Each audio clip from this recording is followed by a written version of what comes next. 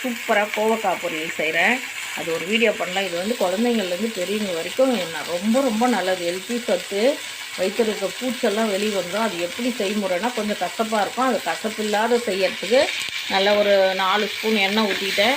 கடுகு 1 ஸ்பூனு, உளுத்தம்பருப்பு 1 ஸ்பூனு, சீரகம் ஒரு 1/2 ஸ்பூன் போட்டுட்டேன். உங்களுக்கு கடலப்பருப்பு விருப்பம்னா போட்டுக்கோங்க. அவ்வளோதான். வெங்காயம், தக்காளி எதுவுமே கிடையாது. நம்ம கொட்டி இந்த பாருங்கள் சன்னமாக கோவக்காய் அறுத்துட்டு வந்துட்டேன். சரி, ரொம்ப நல்லது, ஒரு வீடியோ போடலாம். குழந்தைங்களெல்லாம் ஸ்கூல் போகிற பிள்ளைங்களுக்கெல்லாம் அவ்வளோ நல்லது. இது எண்ணெயிலேயே வறுக்கணும். இதை வந்து நீளமாகவும் சன்னமாக கட் பண்ணிக்கலாம். இப்படி ரவுண்டாக பாருங்கள் எவ்வளோ சன்னமாக கட் பண்ணியிருக்கோம். இந்த மாதிரி கட் பண்ணி எண்ணெய் நல்லா ஊற்றி இப்போ நம்ம போட்டுக்கலாம். கருவேப்பிலை போட்டுக்கணும். பூண்டு 4 பூண்டு தட்டி போட்டுட்டேன். உடம்புக்கு அவ்வளோ நல்லது பூண்டு. 4 பல் பூண்டு தட்டி போட்டுருக்கேன். இப்போ மஞ்சள் தூள் ஒரு 1/2 ஸ்பூன் போட்டுக்கலாம். நல்லா பாதி வெந்த பின்னாடி தான் நீங்கள் சால்ட்டு போடணும். சால்ட்டும்